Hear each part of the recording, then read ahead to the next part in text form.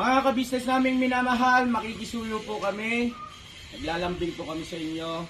Kung maaari po sana ay pakisuportahan natin Analisa Reality Vlog. Analisa Reality Vlog. Hello mga kababayan, kumusta po kayo? Magandang buhay. Welcome po muli sa aking YouTube channel, Analisa Reality Vlog. Panibagong reaction po, sariling opinion yung aking gagawin ngayon.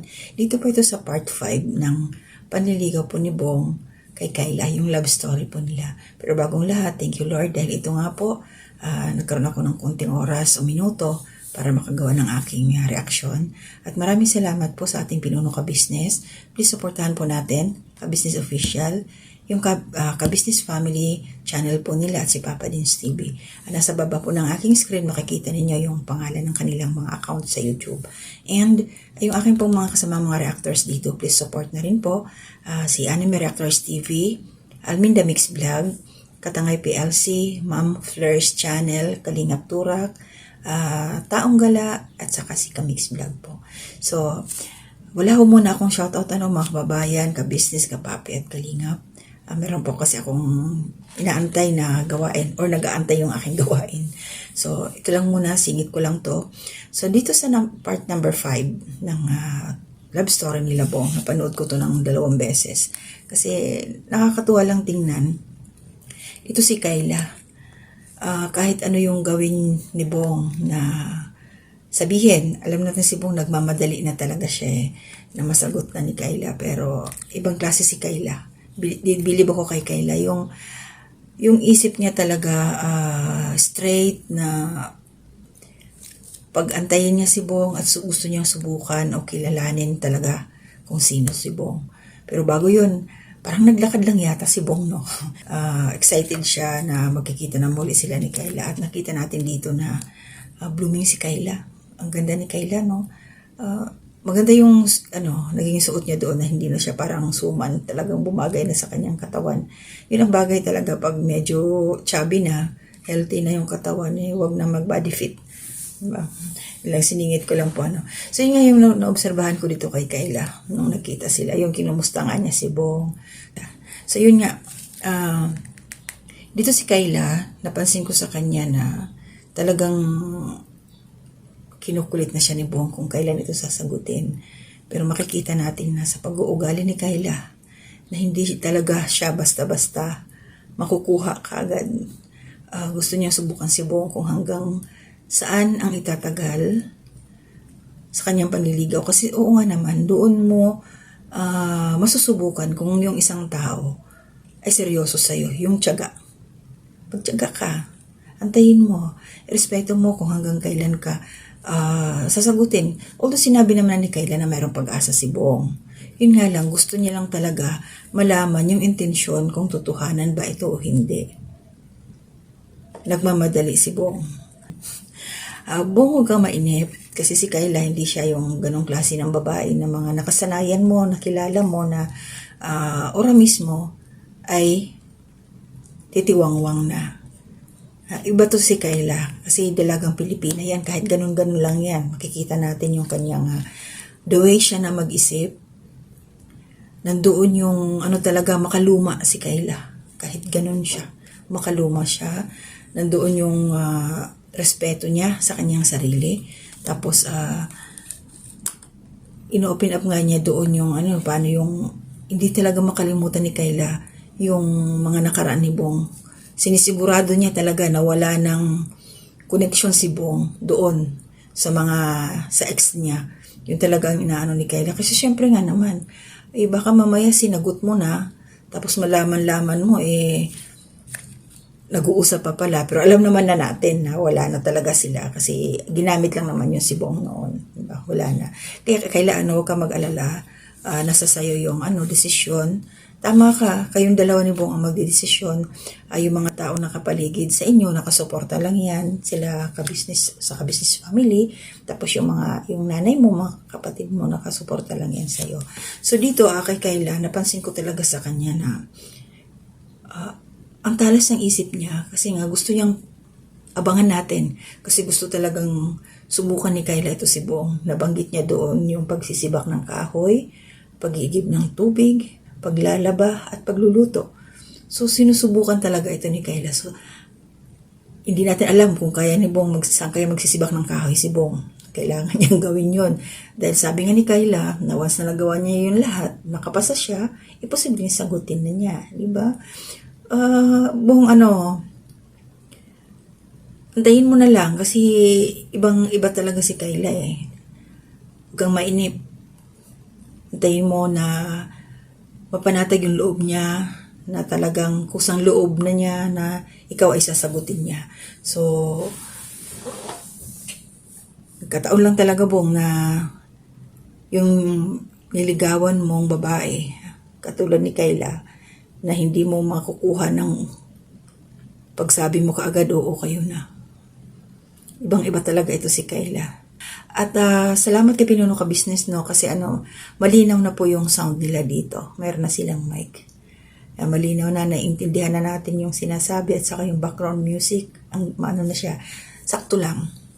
Sakto lang siya doon. Kaya dinig yung mga sinasabi ni Kayla at saka ni Bong dito. So aantayin natin yung pagsubok na haharapin ng ating Kuya Bong, na alam natin na talagang sobrang-sobra na siyang nagmamadali.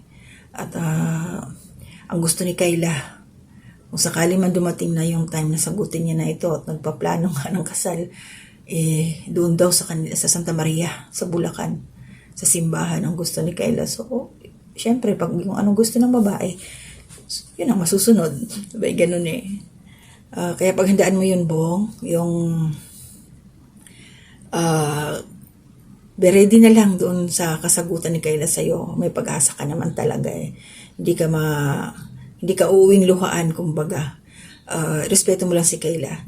Doon yung, Bong, gusto mong makakiss, no? Hindi talaga pwede kay Kayla yung ganun. Hindi pwedeng mag-advance. Mag-antay ka talaga, Bong. Natawa ako doon, nakala ko itutuloy, ikikis yung kamay. Tapos, lapit pa si Bong, kunyari ang kababong, ikaw, Bong, umi-style ba si Bong? Kunyari, hawak dito, may dumi si Kayla. Hindi talaga siya makaano kay Kayla. Hindi siya makascore ng ganon-ganon na lang kadali. Ano yun? Diba? So, sana all ba ng mga babae ganon na hindi basta agad bumibigay. Sabay ganon eh. Pero depende kasi yun. Iba-iba naman kasi tayo eh. Nagkataon lang doon si Kayla na kahit ganon yung kanyang kondisyon, na-depressed nga siya. Doon siya natuto. Nga pala. Doon sa mga pinagdaanan na yun ni Kayla na yung mga minahal niya, doon siya natuto. Kaya ngayon, ganyan siya kay Bong. Na ayaw na niya nga niyang maulit. Naninigurado talaga siya dito sa ating Kuya Bong. Sana, Bong, kung sagutin ka na ni Kayla at mauwi nga kayo sa kasalan, mahalin niyo yung isa't isa at huwag mong sasaktan si Kayla. Panindigan mo yung sinabi mo sa kanyang nanay na hindi mo ito sasaktan. Kasi minahal ka na eh. Nandiyan naman, masaya si Kayla lagi. Pag kita niyo na, nandiyan si Bong, saya. Parehas naman sila eh. Parehas sila. Magkakaintindihan talaga tong dalawang to.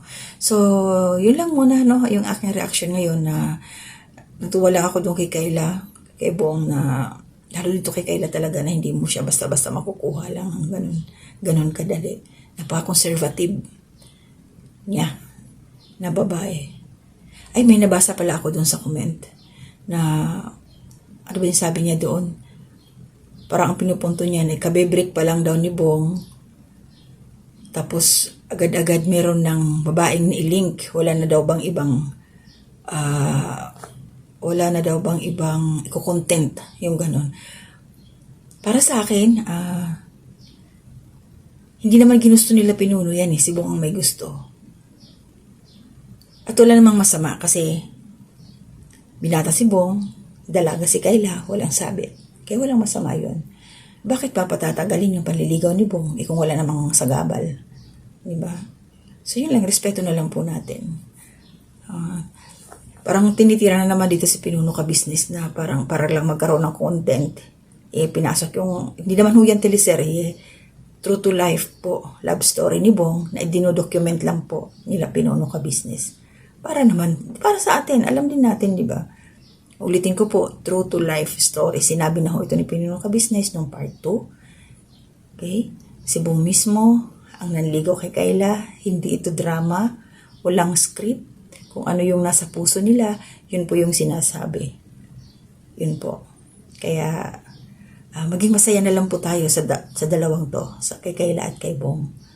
Yung labong, maging masaya po tayo sa kanila. At gumagalaw po yung Panginoon sa buhay nila. Kaya, bahala na po yung sa taas. Dahil meron din po siyang mga ginagamit ng mga instrumento, tao, para nandyan sa dalawang to nakaguide, nakagabay. Kasi kailangan din po nila ng aalalay. Diba? Ganun lang yun. Shoutout sa mga kagwangs. Alam po, nandiyan kayo nakasuporta sa kanila. Sila Mrs. Ka-Business, sila Papa din, sila Boss Dave, the editor natin na magaling. At saka sila, si Budang, kasama din yan sila sa family, di ba? Nandyan lang yan sila, tulong-tulong para magkaroon ng katuparan. Itong wish ni Bong na magkaroon ng sarili niyang pamilya, maging masaya siya. So, yun din naman, yun din ang wish natin para kay Bong, na maging happy din to siya. Bawat isa, may karapatan tayong maging masaya. Yeah. So, salamat sa Diyos dahil pinagtagpo niya itong dalawa na pareha sa mababait na mga naging biktima ng mga taong mapagsamantala. Diba? So, ayan sila ngayon, pinagpartner ng ating Panginoon. So, antayin natin kasi meron silang date. Excited na rin. So, yung mga bitter dyan, subukan niyo yung kumain na lang ng matamis. Sige po, hanggang dito na muna yung aking reaction. Maraming salamat po. Mag-iingat po tayong lahat sa susunod po ulit. Babawi ako para sa shoutout. Not now. Ingat po lahat. To God be the glory.